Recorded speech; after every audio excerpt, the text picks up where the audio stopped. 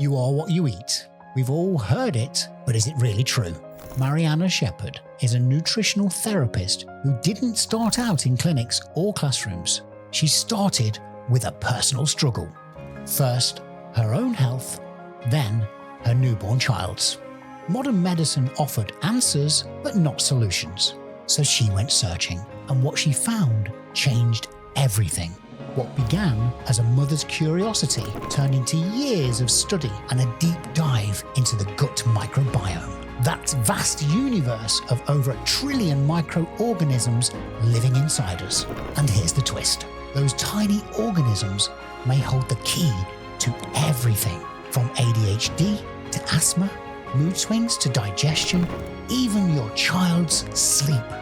Can changing what and how you eat really transform mental, physical, and emotional health? How can single parents or busy families cook food that's fast, affordable, and actually nourishing? And is it true that sometimes pizza is okay? If you want to learn how to feed your family with balance and intention, this episode is for you. Join me as I ask nutritional therapist Mariana Sheppard, so what's your story? But let's start off with that important piece that we mentioned within that bio, Mariana. You're not a doctor as such. You're not going to talk about treating and in your own words. Okay, please. so firstly, thank you very much for having me, Ian. It's a pleasure to be here. Thank you. And yeah, absolutely. So I do get in clinic, this word comes up a lot about curing and treating. And actually, your body is very complex and we are these very intricate, complex systems. And really what we want to do through nutrition, and sometimes we do go into supplementation, is to give the body the building blocks or the tools that it needs to do the wonderful job that it can do all on its own. Your body is wonderfully complex. It's beautiful. It can do very clever things.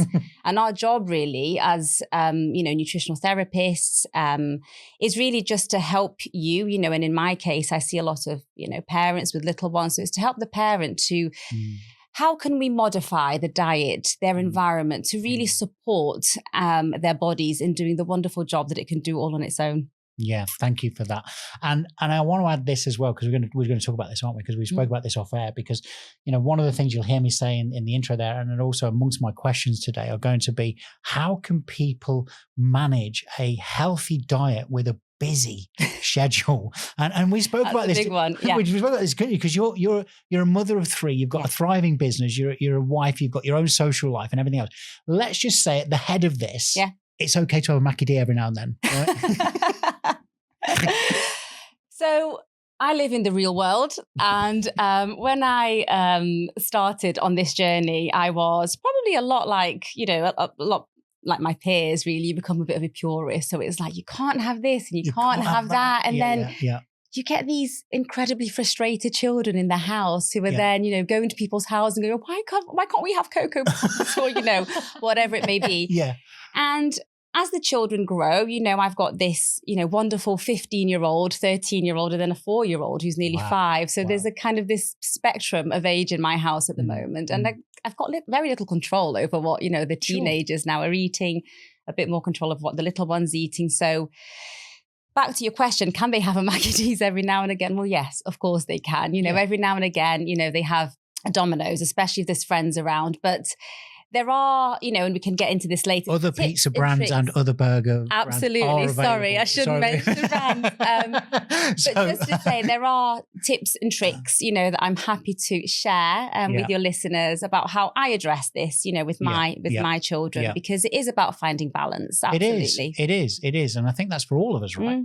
But, let's start off, because I mentioned in the introduction there, your daughter was, she at a younger age, she was suffering with asthma, and you were finding yourself back and forth to the hospital, and then you got curious about, is there something that I can do with my daughter to help her? Do you mind walking us through that before we dive into some of the more topical points? Sure.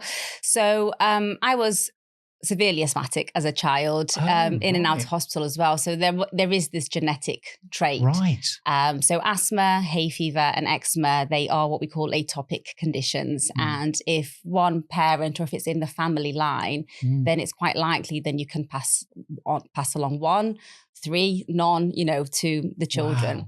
Wow. So when my daughter started displaying signs of it, I sort of knew the route that we were kind of going to go down in terms of the steroids and the inhalers and the medication. And she was on various courses of antibiotics to treat chest infections. And we were in and out of hospital. And as you said, I got really curious. And somebody said to me, have you tried nutrition?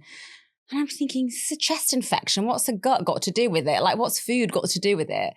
And but because I knew kind of the route that we would go down, I thought, well, why not? Why not try something different? So we saw a nutritionist, and I became incredibly curious and fascinated by everything that she told me. And the dietary changes were just very, very difficult, to say the least, in the beginning. And that's why I'm quite passionate about helping other mothers nowadays, because I was in that room and I was in that space once upon a time where somebody was telling me, well, why don't you try cutting out this and cutting out that? And I'm thinking, how can I cut out all those foods? That's pretty much her breakfast. What else am I supposed to feed her? Right.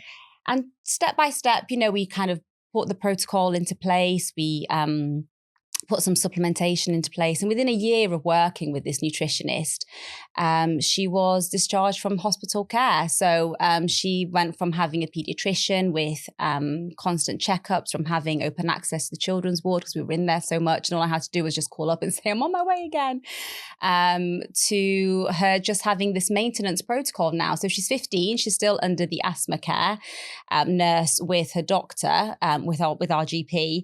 But it's more of it's there just in case, like she's never had an episode, or we've not needed hospitalization in many, many years. So that's why I do what I do now, really, because I was once upon a time that child, and then I was once upon a time a mother to that child. Yeah.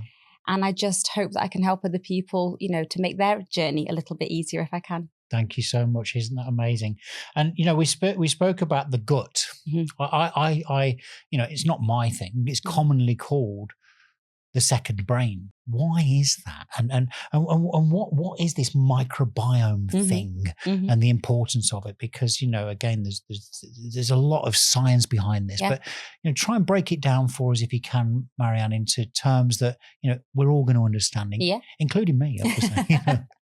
Well, it's a changing and ever-evolving science, and thankfully, very studied, very well documented. But yes, within our gut, we have trillions and trillions of bacteria and fungi, and some parasites sometimes are present as well. Some bacteria are very good, some bacteria not so good, and they all live within this ecosystem in our gut, and collectively they're known as the microbiome. And as you mentioned before, we have this enteric system, this enteric nervous system within your gut. And these very clever bacteria can actually help with lots of different things, like helping us to absorb our nutrients. Some of them actually produce some vitamins, like vitamin K, that we need. Some of them help with the production of neurotransmitters that then affect, how your brain works. So we have this vagus nerve. It's called, like a superhighway, imagine it, that goes from the bottom of your head all the way into your gut.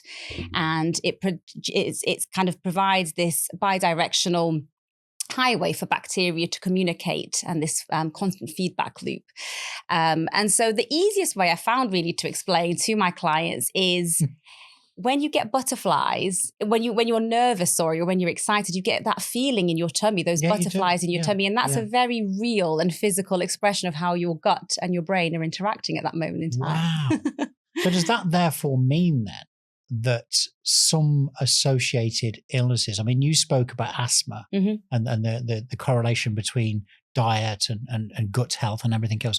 Does it sometimes mean that people suffering from low mood, anxiety, ADHD, I mentioned that in my introduction, can that be directly correlated to the gut or associated to gut health? Absolutely. So as the gut health science evolves, what we're learning is about these axes. So we talk about the gut-brain axis, but there's also the gut-skin axis. So children, for example, who I see, or adults as well, who have got chronic eczema or psoriasis, Right. then we think about actually what's going on in the gut that's potentially influencing what's being expressed outwardly in the skin. Wow. And obviously through my own research, because of my daughter, then you can talk about the gut-lung axis as well. So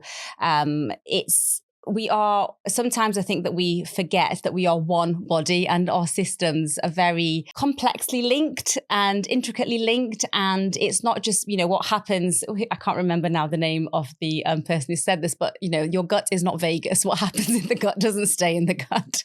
It influences many different systems in the body.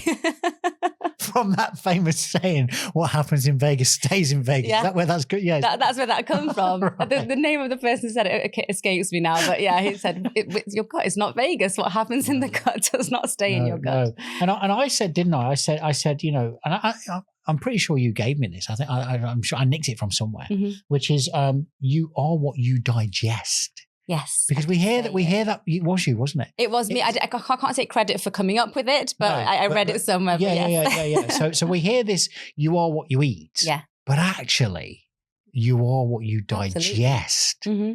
I love that. Yeah. I love that. And, we spoke about, and you help a lot of children, mothers and children and everything else. But I'm going to come back to this early on because it's so important that people are probably listening and saying, yeah, but I just don't have time. Mm-hmm.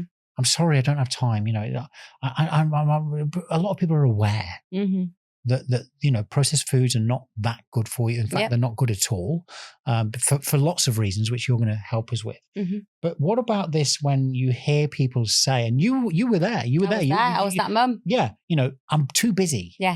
I've got this, I've got that, I've got other children, I've got my life, I've got my work, I've got my supporting my family, or even perhaps sometimes they're single parents, and there's a lot of stresses on single parents. Just as much as a family, if not more. Yeah. So how can you help us with that? Because, how do you find time to make sure that your family, let's say let's be specific, your children are eating well and have a good nutritional input? Mm-hmm. So I'm quite passionate about this because, as I said, I was once that mother, and for me, it wasn't. I was very fortunate to be in a position at the time where I was working part-time. I wasn't a single mum.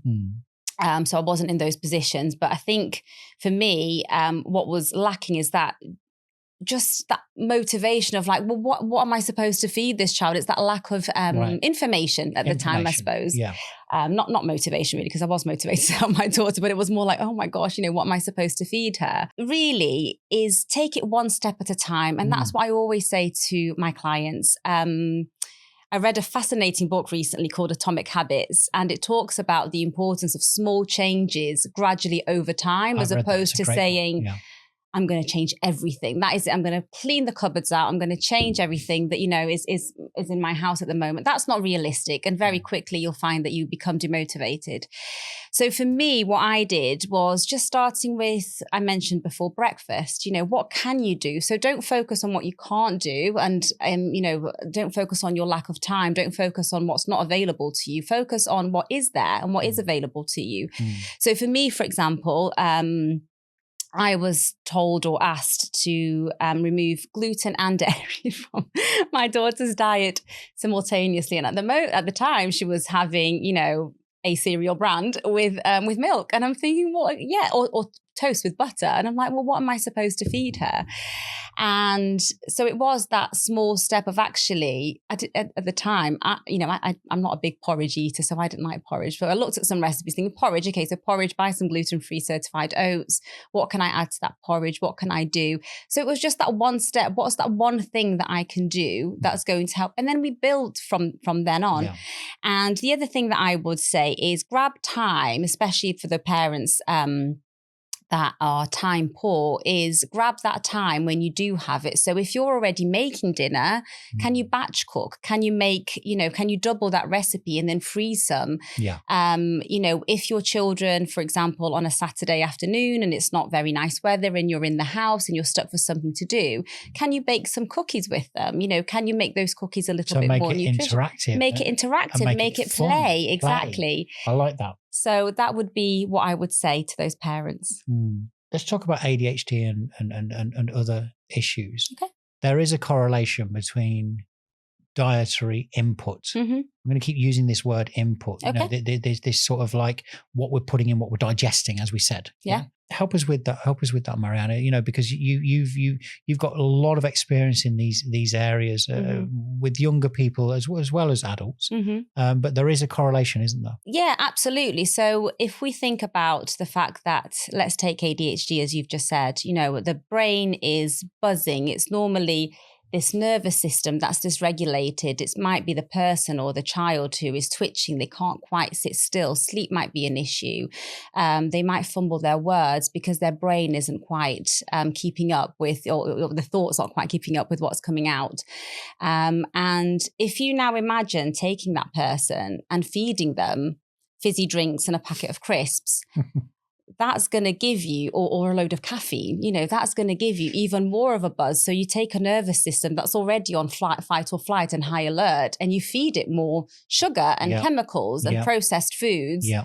That's not really going to help you regulate. So it's more about thinking, okay, well, rather than demonizing foods and saying, well, I can't have this because of X, Y, and Z, what can you add to your diet? Well, let's think about then what takes our body to build neurotransmitters, what helps to calm the nervous system. And it's those proteins, those healthy fats. You're not going to find those nutrients in a packet of crisps. So that's where what we're eating can really influence how your brain works, how your nervous system functions, and whether, you are giving your body that caffeine hit that's going to give it that buzz, or whether, you're giving it something that's going to calm the nervous system, something like chamomile tea that is very calming on the nervous system. Yeah, and I think it's interesting, isn't it? Just hearing that as you unpack that, it does make a lot of sense. Of course, it does. And I suppose the timing of food as well. Absolutely. People talk about I've read we shouldn't really eat a certain amount, an hour or so. I mean, you probably know more specific than me. Of course, you will before we go to bed. But it's also what we're eating, isn't it? Absolutely. So if you dollop a load of high sugar, high E numbers and all this sweets, guess what? You're probably going to want to be unsettled before you go to bed. If you have a lot of alcohol before you go to bed, you're probably going to be unsettled. Is there some a deeper dive you can give us into that area as well? About should we not eat at all before we go to bed, or lots of things to unpack in that question. So first of all, so your body takes time to digest food. So if you go to bed having just eaten, a lot of people do struggle with things like reflux, for example, just because that food is sitting quite heavy in your stomach. Right. And then you lie down and that food can potentially then travel back up the esophagus and give you that horrible feeling of reflux. So really it's allowing your body that time to digest. And in terms of what to eat before you go to bed, absolutely. So you're about to embark on a long time frame that you're not going to be eating. So you're not going to be giving your body that fuel. And that's really important as well. But what do we feed our body at that time to make sure that your body can keep going through the night? So sometimes children who wake up a lot in the night, there is a school of thought that actually their body, they're waking up because they're hungry. So their body needs that nutrition, and so if you eat something that's more comforting and is also going to support your blood sugar balance, that's going to help you have, a more restful night's sleep. There's also a really important neurotransmitter called GABA, which we call your inner yogi, is what keeps you cool, calm and relaxed. And certain foods really help or support the production of GABA. So things like chamomile tea, things like fermented foods, they're all quite calming on the nervous system, and they all help because they help with this production of GABA. Wow, isn't it amazing? And you mentioned sugar and insulin, and that brings me nicely actually onto my next topic, because let's talk about processed food. Okay. A lot of people eat processed food because, again, it's convenient. is processed foods generally got a lot of things that we shouldn't be having, sugars and... Yeah. So, if all it takes is for you to take, a packet of crisps or something, or I don't want to keep on mentioning crisps, but, a packet of something. And all you have to do is read the ingredients to see possibly a lot of stuff that you're not going to recognize or know how to pronounce. And I'm thinking more about like a ready meal. Like a ready meal. Okay. So ready meals are an interesting one because, yes, like you said, convenient, and there are good quality ones out there. And I say every now and again, for that convenience factor, it's, probably slightly better than getting some form of takeaway. But really, those convenience foods, we have to think actually, what process, if you think about the cooking process, the fact that that food is already pre-made, right? Is that going to be full of nutrients? Is that going to be nutritious for your body? Is that going to contain, all the healthy fats and the protein? Because what we want to also do is make sure that the composition of each meal is, enriching to your body. So again, like I said, the healthy fats, the proteins, the carbohydrates. And if you think of food that's already been all pre-made and then you just have to bung it in a microwave, versus something that you've cooked yourself, I would always go for the one that you've cooked yourself. It just seems to make obvious sense, doesn't it? Absolutely. But there's some frightening statistics that are coming off the back of this. So in the 1980s, diabetes in this country was relatively low. Now we see a large increase of diabetes, both type 2 and type 1. Let's explain type 2 and type 1. So type 1 diabetes is autoimmune. So if you have type 1 diabetes, it's more likely that it's something that you were either born with or, you developed due to, a problem with your how your immune system is behaving. But type 2 diabetes is more dietary led. So it's where the body has been overworked, so to speak, because of potentially food choices. And so because of those constant insulin spikes that damage how the pancreas is working and therefore the insulin response, you can then go on to develop type 2 diabetes. So type 1 is autoimmune. So it happens not really because of diet, and type 2 tends to be more dietary related. So a lot of GPs will do a blood check. They should do a blood check test, or a urine, and they'll see where your diabetes risk is at.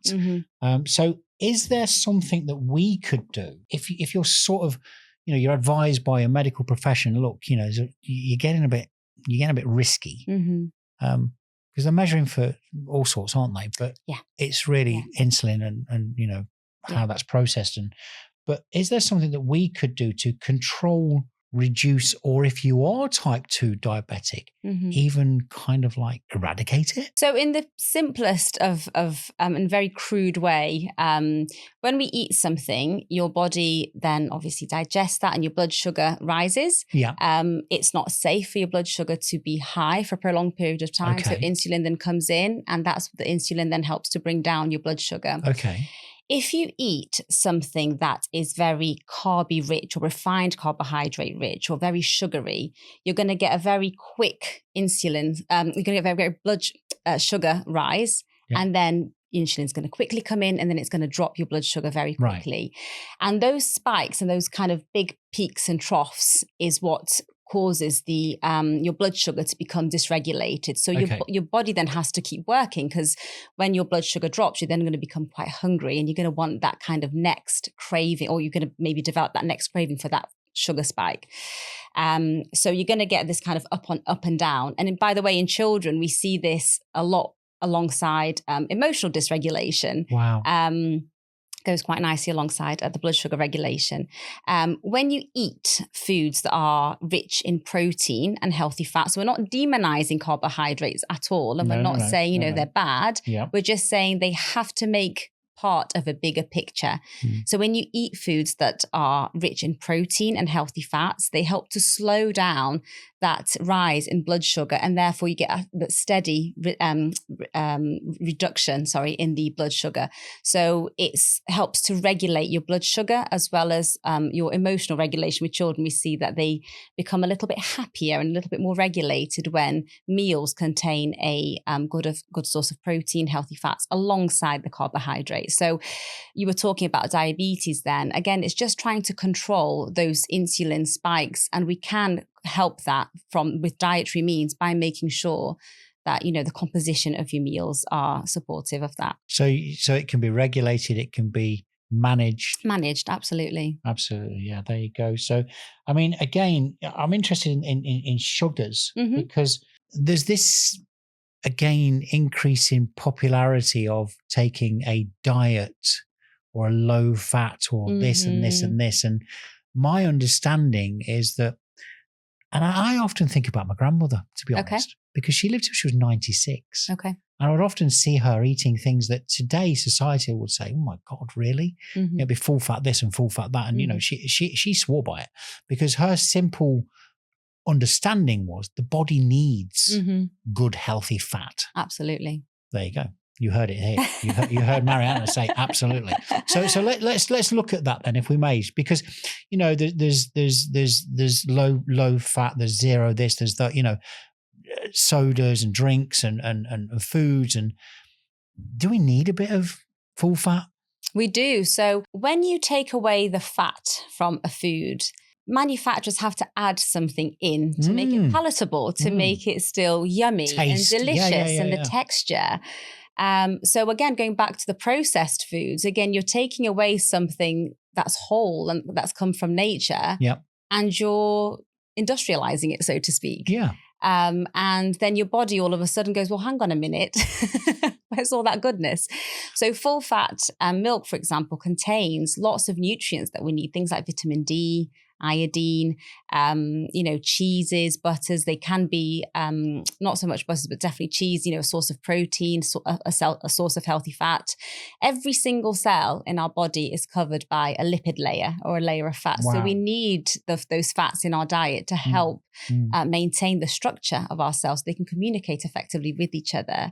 Now, the other thing is healthy fats help, like I said, support the blood sugar balance. Obviously, everything is in balance. We don't want to overdo the healthy fats. Sure. But things like nuts, seeds, avocados, omega-3 is a healthy fat that is anti-inflammatory. So inflammation is a really clever system in the body, and it's there to basically help you heal. So if there's something wrong in your body then induces inflammation because it's trying to say, well, come over here. That's where you get the swelling and the redness and the heat.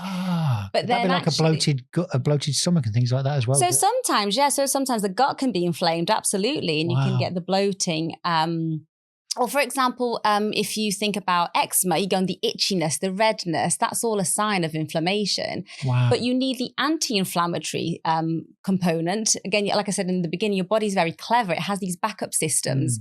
And so although it's creating inflammation for a reason, you need the anti-inflammatory portion to then come and calm down when that battle's been won or those microbes have been killed. Yeah, because a lot of people get obsessed, don't they? And they say, I've got friends and family and they'll say, oh God, I can't have that. I need the reduced fat version. I need the no fat. I need the. But what we're saying here is what you're saying is you need a bit of balance. Absolutely. Absolutely. So again, it's coming back to this point, isn't it? When we said earlier, when the kids are saying, well, I want a Mackie D or I want a pizza or okay, once in a while. Yeah. So, but you drive your whole diet to low fat, low sugar, not necessarily. I think driving your diet to any extreme, Ian, I think any extreme, your body likes, so I explain to my clients a lot, is your body likes balance, it likes homeostasis. It doesn't like the extreme of anything. So again, it is about, I don't subscribe to these fad diets and, these extremes because I don't think your body likes that. But also there's a mental pressure on there, isn't there? Absolutely. 100%. You're putting yourself under a lot of pressure. I can't have that. I can't have that. Yeah. I mean, and don't get me wrong. The one thing my grandmother did say, she lived till she was 96, by the way, was everything in moderation. Yeah. she actually added this as well, apart from class A drugs, Oh, will not hurt you, will not hurt you. Yeah. So, I mean, it's finding a balance, isn't it? Yeah, absolutely. And, one of the healthy fats, like I was mentioning, the omega-3 is very anti-inflammatory. So again, you need that. You need that in your body. You need that to support your immune system. You need healthy fats to support brain function. But again, you don't want to get into that kind of the situation where then you can, oh my God, healthy fats are amazing. So then you go eat all healthy fats because that's then, again, too much. Healthy fats do contain lots of calories. So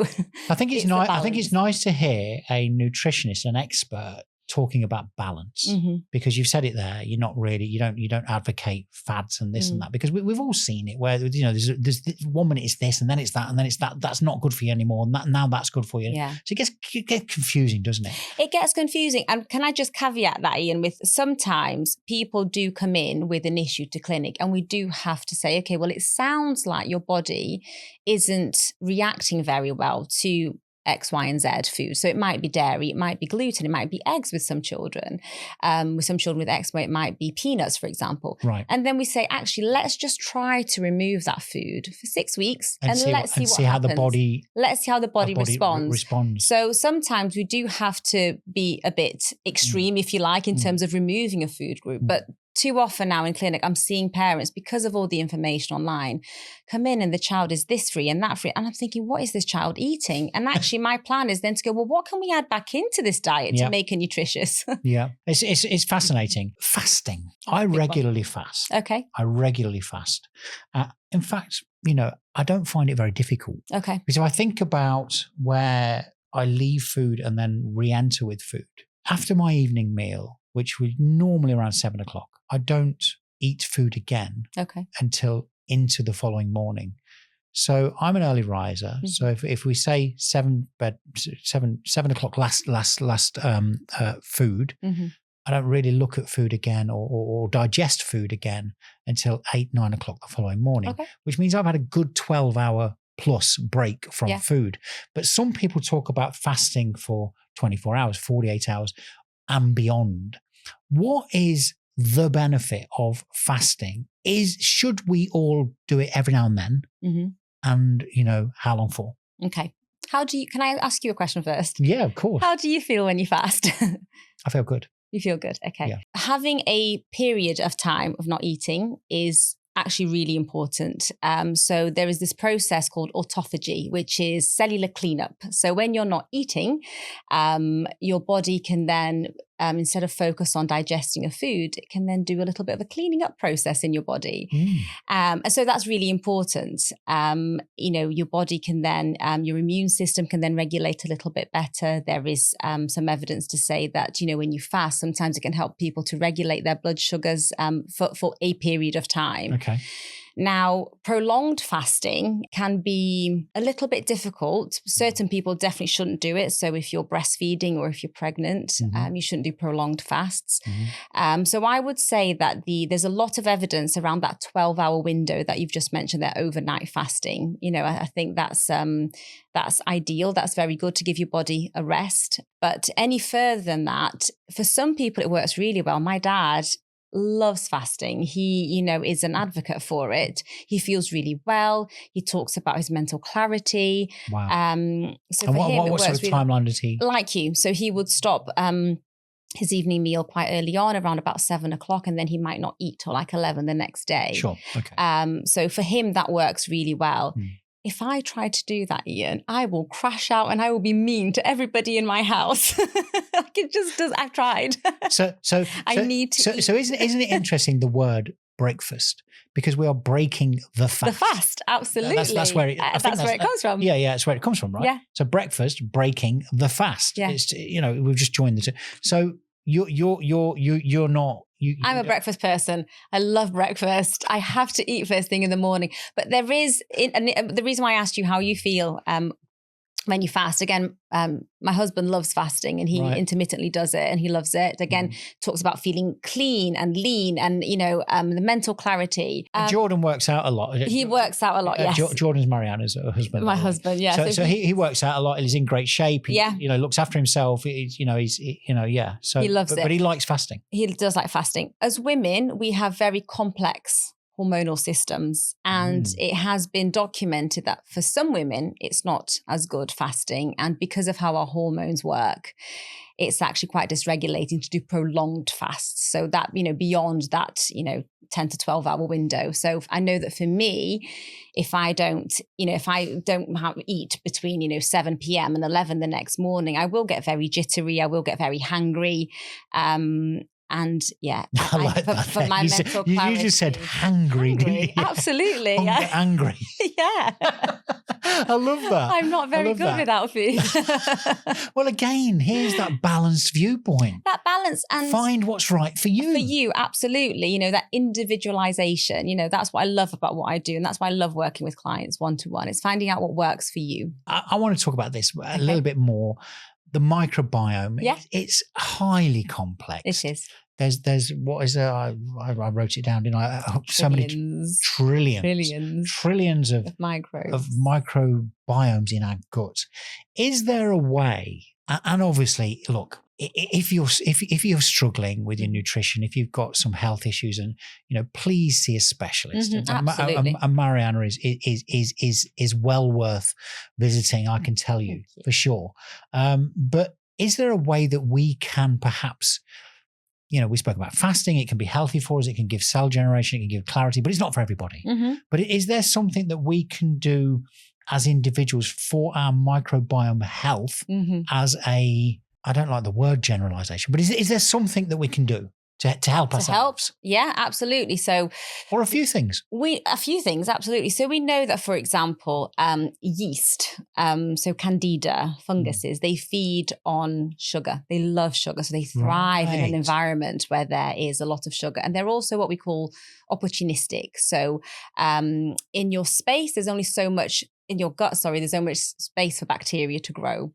And these bacteria are constantly fighting for nutrients, for space within your gut. So when, for example, somebody has, either because of like medication or stress, that they might become a little bit depleted in their good microbes, can potentially like yeast overgrowing in the gut because they take the opportunity to then grow because they're down there thinking, exactly. And then you add to it a diet that's full of sugar, then you're feeding, or very carb rich, then you're feeding that yeast and they're allowed to then grow because they feed off that. So what do we do then? What we want to do is actually your beneficial microbes actually love feasting on fiber. So this is why we say things like eat the rainbow.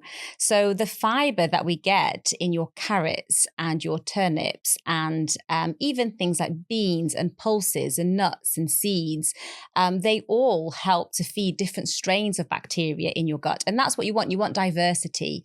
You want a broad spectrum of beneficial microbes to fill that space so that opportunistic fungus or parasite or worms or whatever it may be isn't given the opportunity to grow and thrive. So we can absolutely influence what grows in your gut by what we are eating. So fermented foods, for example, you were talking about your grandma before. So thinking about very traditional foods or some ancient foods like fermented foods like kimchi and, sauerkraut, they all help to feed the beneficial microbes. And some of them actually contain probiotics. So that's the beneficial microbes. And what we're talking about here is prebiotics. So there's a difference between probiotics and prebiotics. So probiotics actually contain the beneficial microbes that then go into the gut.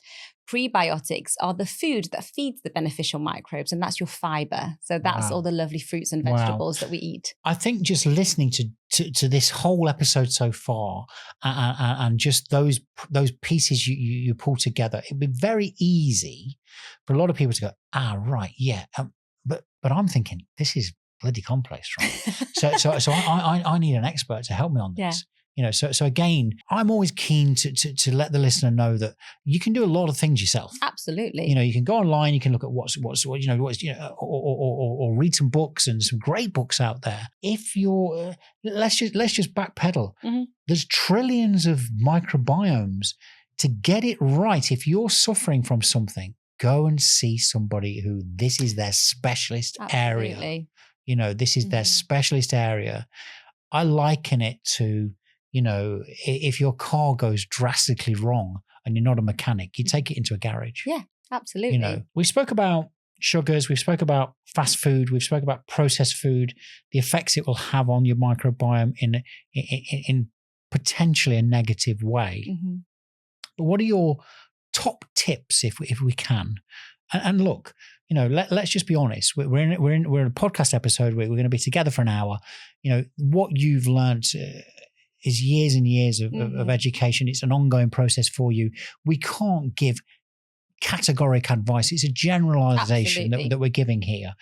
So let's share some top tips that listeners could have for their children's, their families' dietary management. What would be your sort of, go-tos and try and avoid? Let's start with what you can do. Yeah. Because I always like to start with the positive. Like, what can I find it empowering for people, rather than say this is what you can't do, let's start with what you can do. Absolutely. So, when you are about to have your lunch or your dinner this evening, what can you add to that plate to make it more colourful? Can you add some salad? Can you add some extra vegetables that you don't normally eat?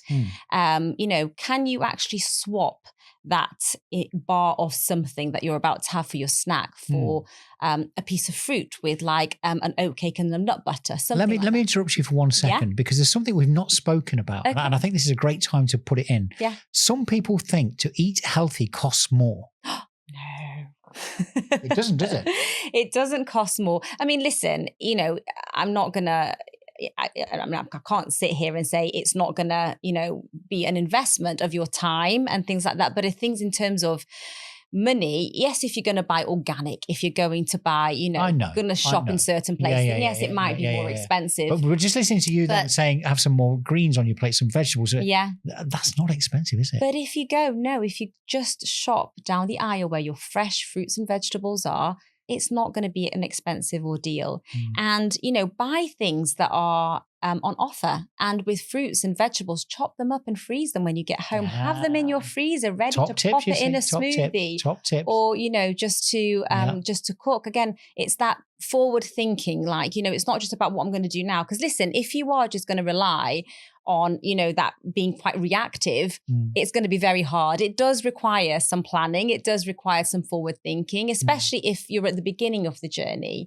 But when that becomes second nature to you, then yes, absolutely, you are going to step away from the aisle with all the packets, and you're probably going to favor the aisle where the fruits and the fresh fruits, vegetables, and the meats, And if we think about it as well, I mean, just practically, if you are on an app or you're going into your fast food outlet, that generally is more expensive than doing it yourself from fresh produce, isn't it? Absolutely. So I always debate this argument of, I can't afford to, just can't afford to do all that healthy stuff in.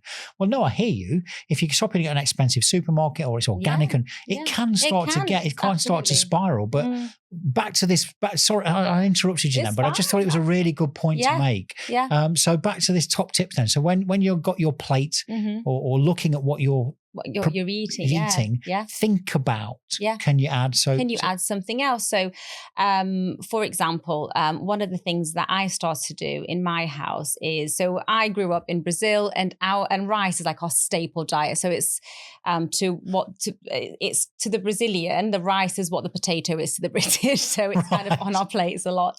Rice, white rice, refined, it's going to kind of cause probably a bit of a blood sugar spike there, because it can be very quickly digested by your body.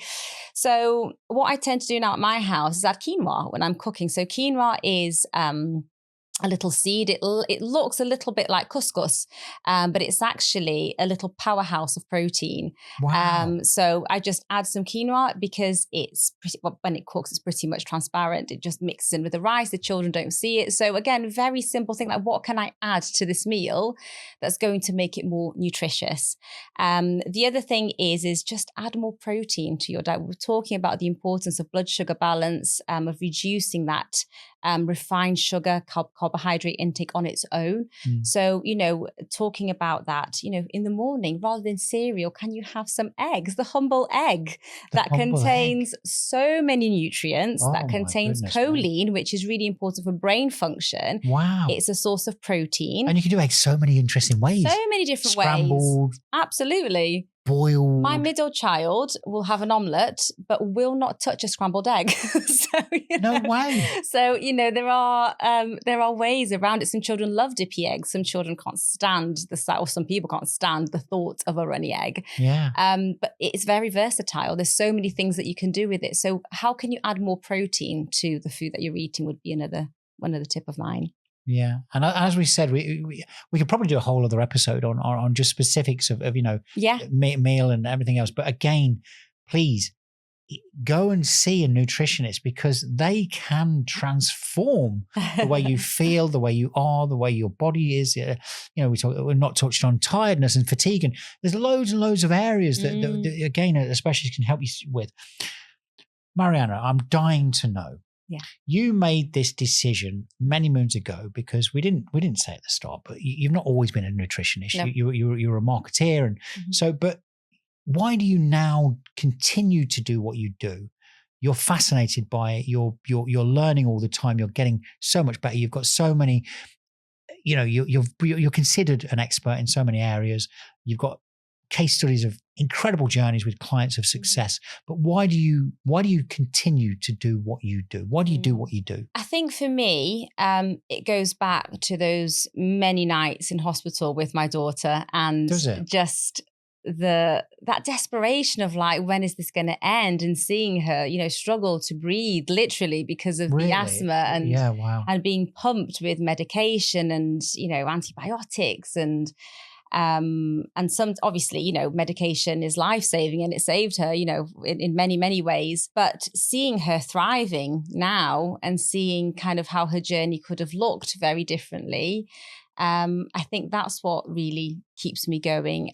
In addition to, like you've just mentioned, my clients, it's that little email from the mum that says, oh my goodness, Mariana, my child is now, has gone from eating, a handful of foods to now eating, to now accepting, trying a different food, so I work with fussy eaters a lot. And, I was working with a client not long ago, and, she was saying to me something like, paraphrasing here, but she said, it used to be horrendous going to the supermarket with my child, because there was always going to be drama. There was always going to be a tantrum. And I used to kind of just be really anxious before even doing that. And now we can have a family day out and it's okay. We know nothing's going to go, nothing like that's going to happen. So it's those stories really that, kind of keep me doing what I do. And it's not just children you work with. We must add that. Yes, I do. You have a specialist area. Yes, exactly. Because of how my journey started. But of course, I do see adults as well. And I'm always very, very happy, when mum says, oh, I saw such a good, result with my son or my daughter. I'd like to see you myself. And, we keep it in the family. So I end up seeing mum or dad or auntie, whoever as well. Yeah. It's nice, isn't it? It's nice. Lovely. It's nice. It's very rewarding. Very rewarding. And if you had sort of a magic wand, let's say, what would you hope for your future, and what would you like to achieve? I think more of the same. I think having a platform, like this, like being invited onto your podcast, where I can reach more people would be what I would say that I would like to do. I'm, like you mentioned in the beginning, I'm a busy mum with 3 children. So at the moment, my work is very much my clinic time that, I work around.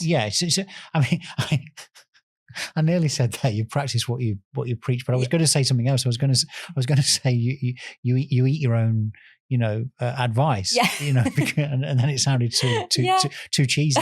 But you do manage your work-life balance. Yeah. Well. So now I'm very fortunate that I get to work around, my children's schedule. As I say, they've got the very different ages. So, we're dealing with one who's in primary school and another who's about to do her GCSE. So, the family dynamics are a bit crazy at the moment. So, I'm very fortunate to be able to spend that time at home and see people online and have a small clinic in Knutsford where I can see people face to face. But in the future, I would like to, do more of this where I can reach more people and help more people as opposed to just that one-to-one interaction. Excellent. Where can our listeners and viewers find you and work with you? What's the best way to reach you? And at the footnotes of every episode, there are links to your website, your contact details, your social media, your wherever else we can find you. But what's the best way? Is it via those portals? Yeah, so I'm on Instagram as nutrition_MBS. Okay. And my website is nutritionmbs.com. So yeah, that's where you can find me. Excellent.